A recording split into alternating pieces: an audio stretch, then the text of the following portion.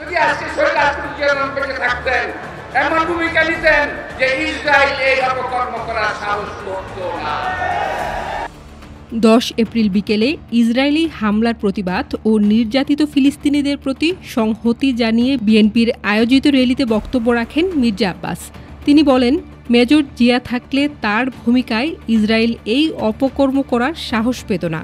এই মন্তব্য সামাজিক যোগাযোগ মাধ্যমে ছড়িয়ে পড়লে শুরু হয় মির্জা আব্বাসকে নিয়ে ট্রল।